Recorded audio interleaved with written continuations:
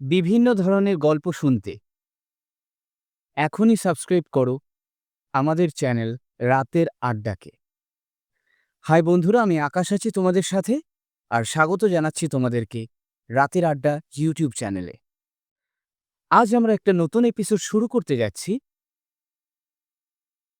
আজকে আমাদের মধ্যে আছে সৌমেন, রিকু, শান্তনু এবং শুভ।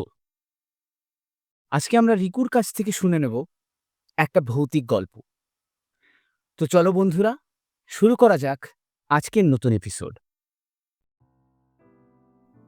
শুভ সন্ধ্যা বন্ধুরা, সবাই ভালো আছো? আমি যে আজকে গল্পটা বলবো সেটা হচ্ছে আমারই লাইফের ঘটে যাওয়া কিছু একটা ভৌতিক ঘটনা।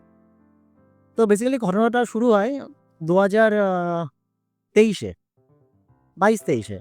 আমরা যে কটা ফ্রেন্ড ছিলাম, আমরা কলেজে, আমি কলেজে, সবাই আমরা ইঞ্জিনিয়ার, আমাদের যে কটা ফ্রেন্ড আছে। যখন ইঞ্জিনিয়ার ডিপ্লোমা যখন পাশ করি, তারপরে আমাদের কলেজ থেকে প্লেসমেন্ট দেওয়া হয় তামিলনাড়ুতে, আর দুটো তিনটে বন্ধুদের ব্যাঙ্গালোর মানে পুনেতে দেওয়া হয়। তো তামিলনাড়ুতে যাই, নতুন তামিলনাড়ুতে যাই, গিয়ে ওখানে ভালো বন্ধু, ওখানে অনেক বন্ধুর সাথে আলাপ হয়, বাইরের যারা এসছে তার সাথে আলাপ হয়, ভালো কথা, খুব ভালো কাটছিল দিন, খুব ভালো কাটছিল দিনগুলি। ১ বছর হয়ে যাওয়ার পরে তো আমার একটা যে বেস্ট ফ্রেন্ড রয়েছে, মানে আমার গোবরডাঙ্গাতেই, তার নাম হচ্ছে সুদীপ্ত। এবার আমাকে একদিন সুদীপ্ত সন্ধ্যাবেলায় ফোন করে যে, "ভাই, তোর তো ১ বছর হয়ে গেছে, তুই তাহলে পুনেতে আসবি?" তা আমি বললাম, "কেন?" বলছে, ভাই এখানে ভালো, আমার কোম্পানিতে ভালো প্লেসমেন্ট ছেড়েছে, চলে আয়, স্যালারিও হাইক আছে, ভালো আছে।"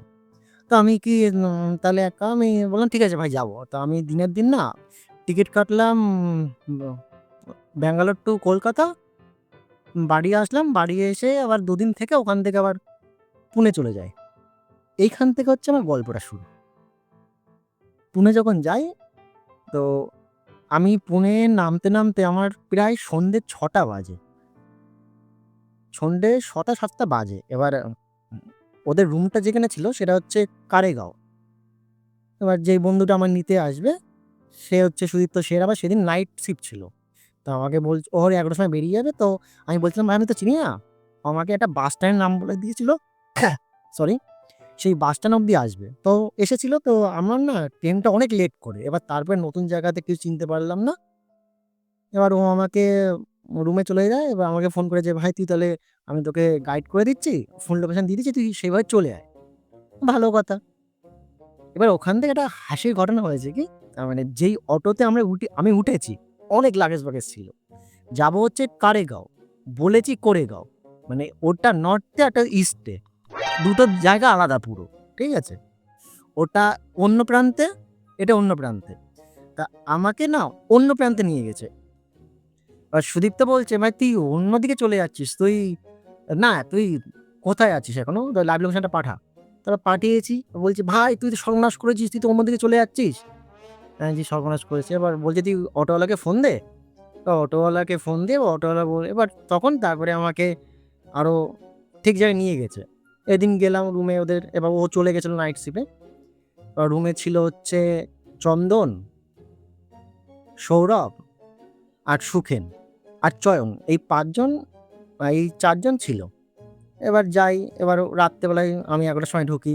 ওখানে ফ্রেশ-ট্রেশ হই। ওরা আমাদের ও ওরা আমাকে ভাত-টাত দেয়, খেতে দেয়। ভালো কথা, শুয়ে পড়ি। পরের দিন আমার জয়েনিং আছে। জয়েনিং করলাম। এবার জয়েনিং করার ১ মাস ২ মাস পরে, ভালোই যাচ্ছিল ১ মাস ২ মাস পরে, বারটা ছিল হচ্ছে রবিবার। এবার আমাদের ওখানে কি ছেলেপেলে, হ্যাঁ, মানে যা হয় আরকি চ্যাংড়া ছেলেপেলে থাকলে। এবার আমরা কি ওখানে একটু নেশা করতাম। নেশা বলতে কি, মানে একটু ড্রিংকস-টিংকস আমরা করতাম। ঠিক আছে? ড্রিংকস-টিংকস করতাম। এবার রোববারে যথারীতি সন্ধ্যে ৬টার সময় আমরা হালকা-ফুলকা ড্রিংকস করে যে যার মতন শুয়ে পড়েছি। এবার আমাদের রুমটা ছিল হচ্ছে একটা হল ঘর, একটা কিচেন, একটা বেডরুম, মানে একটা টয়লেট। এবার আমার পাশে, আমার বাঁদিকে থাকতো সুদীপ্ত, তার পাশে দেয়াল, আর আমার ডান দিকে সুখেন, চয়ন, সৌরভ, চন্দন। এবার আমি বরাবরই না এই গায়ে চাদর টেনে ঘুমাই, বরাবরই গায়ে চাদর টেনে ঘুমাই। এবার ড্রিংকস করেছি, এবার ঘুম আসছে না, সবাই ঘুমিয়ে পড়েছে। এবার আমার না ঘুম আসছে না কিছুতে। আমি ফোন ঘাঁটছি, ঠিক আছে? এবার অনেক ভিডিও দেখছি, যেমন ফানি সিরিজগুলো হয় টাইম পাসের জন্য। টাইম পাসের জন্য। এবার দেখি ১টা ৩০-৩০ বাজে।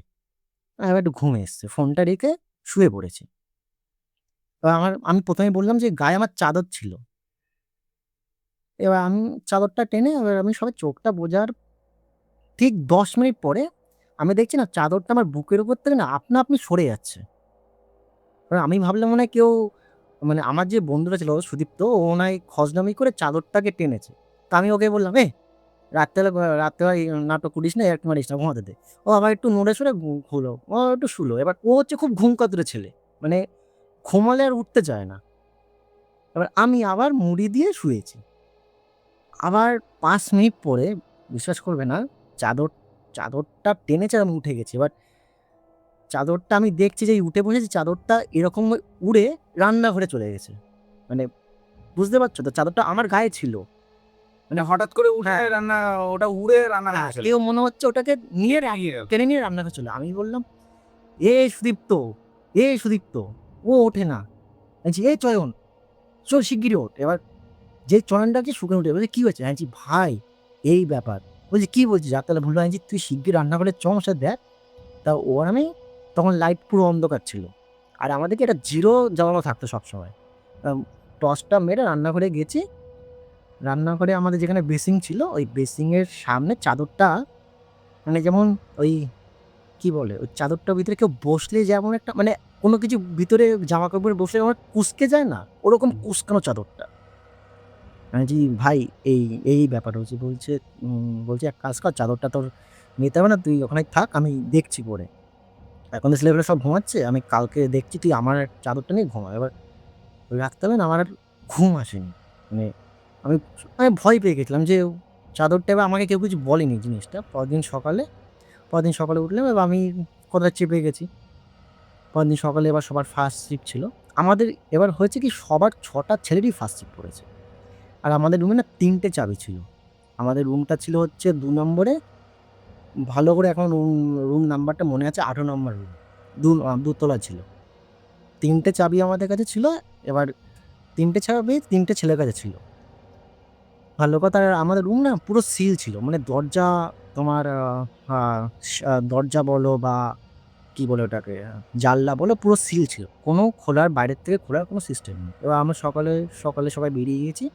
তার আগে বলে দিই, আমরা সকালে তো আবার বেসিক্যালি কিছু একটুখানি ওই চা বিস্কুট খেয়ে গেছিলাম। আর আমাদের কাছে ৩ টে ডিম ছিল। আর আগের দিন রান্না করে সব মেজে-টেজে রাখা হয়েছে। সব বেসিনের উপরে সব সুন্দর করে সবাই দেখে গেছে। ভালো কথা। সবাই ডিউটিতে গেছি। এবার আমরা ডিউটির থেকে ফিরেছি ৩ টের সময়। ৬ টা ছেলে। আমরা একসাথে গেছি, একসাথে এসেছি।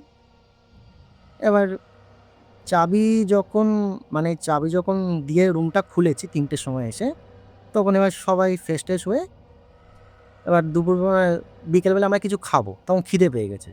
তো সৌরভ বলে আমাদের একটা খুব ভালো রান্না করতে পারে, খুব ভালো রান্না করতে পারে। তো ও গেছে যে চা করতে আমাদের জন্য। এবার গিয়ে বললে কি, "ভাই তোরা শিগগির এদিকে আয় রান্নাঘরে।" আমি বলছি, "কি হয়েছে?" বলছে, "এই দেখ কড়াইটা গ্যাসের উপরে আর ৩ টে ডিম না ভাঙা।" মানে এমন মনে হচ্ছে ওই ৩ টে ডিম কেউ রান্না করে খেয়ে গেছে ওখানে। আচ্ছা, ঘরের ভেতর তো ঘরের ভেতরে কেউ ঢুকতে পারবে না। পুরো সিল করা। এবার আমি সৌরভকে বললাম, "তুই কালকে রাতে দেখেছিলিস যে ওটা ওখানে ছিল কিনা?" বলছে, "ভাই আমি মেজে রেখেছিলাম।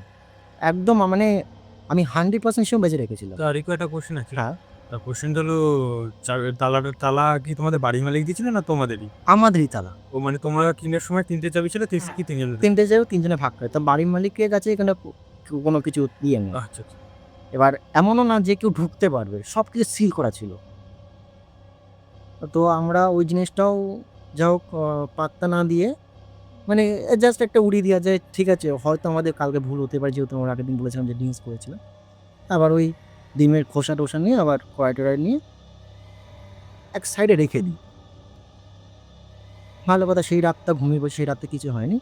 পরের দিন রাতে যখন আমরা ঘুমাচ্ছি, ঠিক ওই ১টা বা ২টোর সময় একটা ওই কি বলে?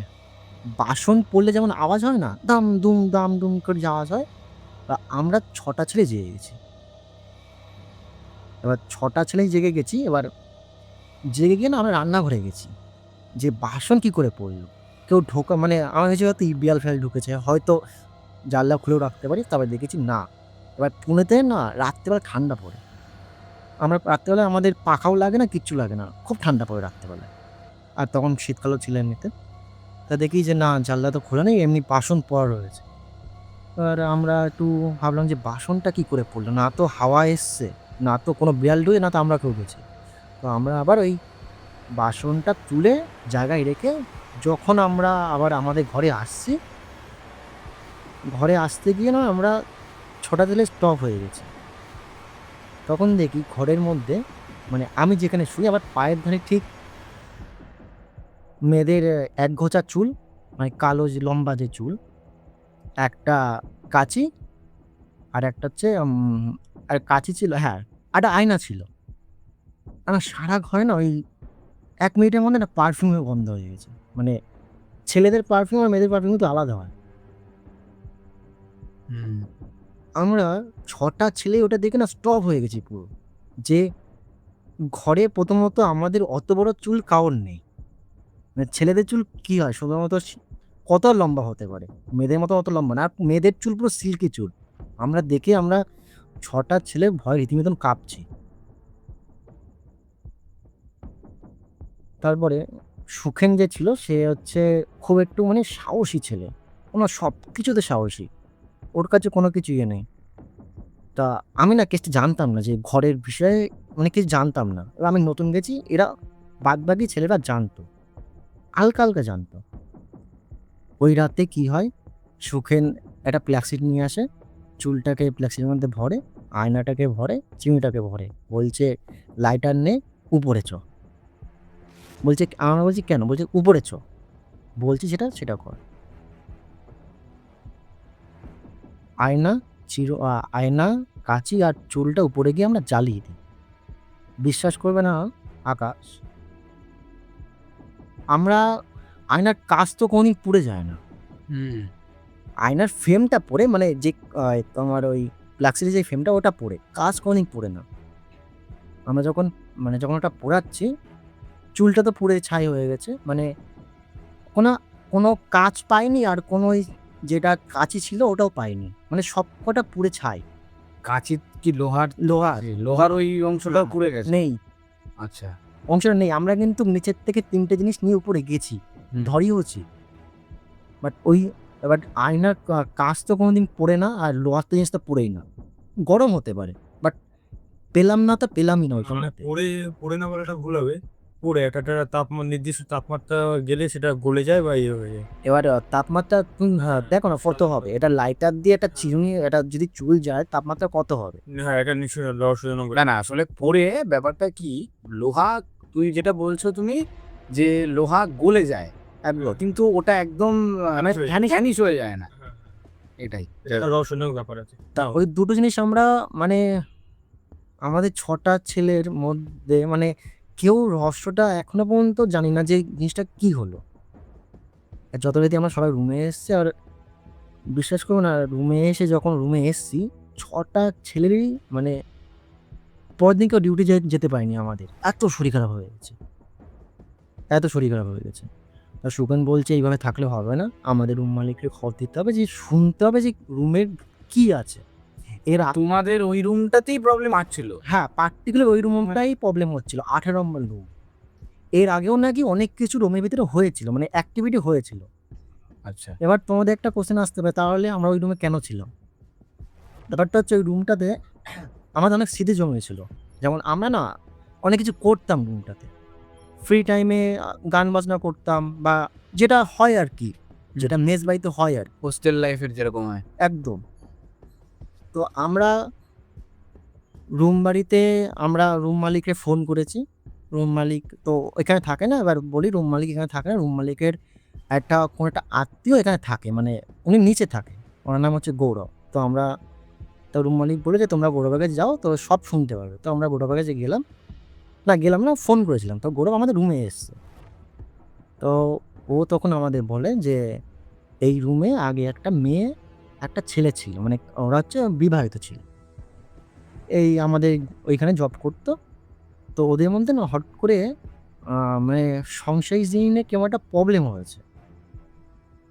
এবার ছেলেটা মেয়েটাকে ছেড়ে চলে যায় ওখান থেকে। এবার মেয়েটা একা ছিল। এবার মেয়েটা ওখানে গলায় দড়ি দেয় ওই রুমের ভিতরে। ঠিক আছে? আর গলায় দড়ি দেওয়ার পরে ওখানে পুলিশ কেস হয়, পুলিশ আসে, রুম মালিককে হ্যারাসমেন্ট করে। তারপরে রুমটা অনেকদিন ইয়ে করতো না। এবার ওদের কেন দিয়েছিল যে যেহেতু ওইখানে না একটা টাইম থাকে যেখানে রুম পাওয়া যায় না। মানে পুনে থেকে না, পুনে বা বাইরেতে রুম পাওয়া যায় না। খুব ক্রাইটেরিয়া রুম এরিয়ে। তো তখন ওই রুমটা দিতে বাধ্য হয়েছিল। তখন মানে ওদের বলেছিল যে তোমরা রুমে থাকবা, যদি কোনো প্রবলেম হয় যে আমাদের বলবে। তখন উনি কিছু খুলে বলেনি। তখন আমাদের সব বলে যে মেয়েটা গলায় দড়ি দেয়, মেয়েটা এখানে সুইসাইড করে, ওর জন্য রুমে কেউ থাকতে পারে না। তখন ওই সুদীপ্তরা অনেকদিন আগের দিয়েছিল, তখন বলে তা আমাদের কেন আগে বলোনি কথাটা? আমাদের ৬টা ছেলে এই যে ৩-৪ দিন ধরে যে হ্যারাসমেন্টটা হচ্ছে, যদি আমাদের কিছু হতো তাহলে দায়িত্বটা কে নিত? যেহেতু আমরা কলকাতা থেকে এসেছি এত দূরে না? তো তখন বলছে যে না ঠিক আছে, আমাদেরই ভুল হয়েছে, যে তোমাদের অন্য কোনো রুমে শিফট করবো। তো ভালো কথা, এবার শিফট করা বলেই তো করা না। আর ওই রুমটাতে না, মানে ওই বাড়িতে না আর কোনো রুম ছিল না, মানে ফাঁকা রুম ছিল না। তাও আমাদের বলছিল যে তোমরা ১-২ দিন একটুখানি কষ্ট করে থেকে যাও, আমি দেখছি যে তোমাদের ওই রুম থেকে কি করে বার করা যায়, মানে অন্য রুমে শিফট করা যায়। এবার আমরা বেসিক্যালি সবাই একটু চিন্তিত হয়ে গেছি যে ভাই এরকম কেস হয়েছে। তার মধ্যে সৌরভ যে ছেলেটা ছিল, যে বললাম রান্না করে না, তার মানে জ্বরই কমছে না। তার মানে ২ দিন ধরে জ্বরই কমছে না। মানে এত শরীর খারাপ। মানে জ্বর কমছে, সুস্থ হচ্ছে, আবার ইয়ে হচ্ছে। আর আমরা খুব টেনশন হয়ে গেলাম। ওখানে আশেপাশে ডক্টরের কাছে দেখালাম, ডক্টর ওষুধ দিল। তাও কিছু হলো না। মানে তাও কিছু হচ্ছে না ওর।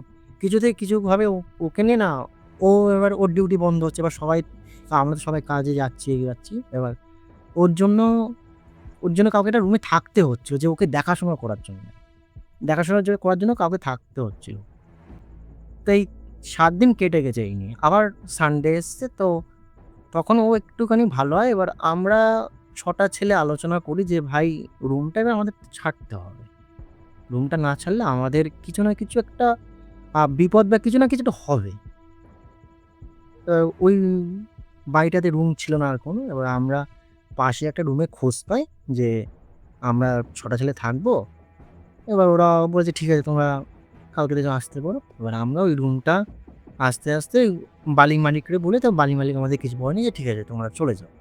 আমরা আস্তে ওই রুমে যাই। যখন ওই রুমে যাই, রুমটা ভালো ছিল, একতলায় ছিল। ৬টা ছেলে আমার শিফট হয়ে যায়। শিফট হওয়ার ১-২ দিন পরে সৌরভ পুরোপুরিভাবে সুস্থ হয়ে যায়। মানে ওর কোনো জ্বর বলো বা তার মধ্যে না ওর বমি পায়খানা হচ্ছিল। পুরোপুরি ও সুস্থ। মানে কথাও বলতে পারছিল না। পুরোপুরি সুস্থ হয়ে যায়। ১ সপ্তাহ পরে আমরা একটা জিনিস জানতে পারি, যেই রুমটাতে আমরা ছিলাম ১৮ নম্বর রুমে, সেই রুমে সেম একটা কাপল ঢুকেছে। মানে বিবাহিত একটা ছেলে, একটা মেয়ে ঢুকেছে। আর এখানে কোয়েশ্চেন আসতে পারে যে কেন ঢোকালো? এবার ওদের তো ব্যবসা তো লস করলে তো হবে না, না? ভালো কথা ঢুকেছে। তার মধ্যে আমার যে বন্ধুটা ছিল সৌরভ, ও আবার অসুস্থ হয়ে যায়। অসুস্থ হয়ে যায় কেন? মানে ও পুরোপুরি একদম বিছানা সজ্জ হয়ে যায়। ধরো কোথাও ওকে যদি বাইরে নিয়ে যায়, কিছু দেখলেই ভয়, মানে কোনো গাছ দেখলে ভয় পাচ্ছে, বা কোনো কিছু একটা দড়ি দেখলে ভয় পাচ্ছে। বাথরুমে গেলে মানে বেরোতে চাইছে না। কেমন একটা ওই কি বলবো? ও ওটা কি বলে? একটা ট্রমাটাইজের মধ্যেও একটা মানে দিন যায়। আমরা খুবই চিন্তিত হয়ে পড়ি যে ওকে নিয়ে কি করব? ওকে আমরা ঠিক করার চেষ্টা করি, বাট পারি না। এবার ওখানকার পুনে তো পুরো মারাঠি, বা আমরা তো মারাঠি ভাষা অতটাও, মানে আমরা অতটাও ওকেবিল নেই। আমরা যেহেতু ডাক্তারের সাজেশন নিয়েছিলাম, ডাক্তার বলছে ওষুধ খাও, এটা হতে পারে। তো ওষুধ খাইয়ে যাচ্ছি। এরপরে কি হয়, যে আমরা শুনি যে আমি একটু আগেই বললাম যে ওই রুমটাতে আবার বিবাহিত একজন ঢুকেছে। ওই বউটা সুসাইড করে। মানে আবার একই ঘটনা? আবার একই ঘটনা রিপিট হয়েছে। আচ্ছা।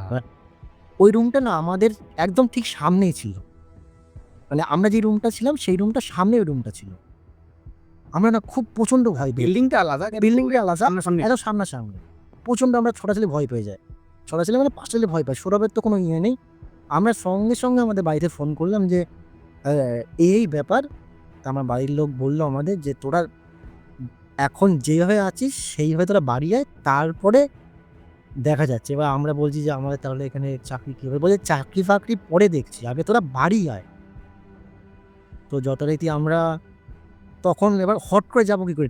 ট্রেনের টিকিটও নেই, এবার ফ্লাইটে যাওয়ারও আমাদের ইয়ে ছিল না। তো আমরা কোনো মতে ট্রেনের টিকিট কেটে আমরা বাড়িতে আসি, সৌরভকে বাড়িতে পৌঁছিয়ে দিই।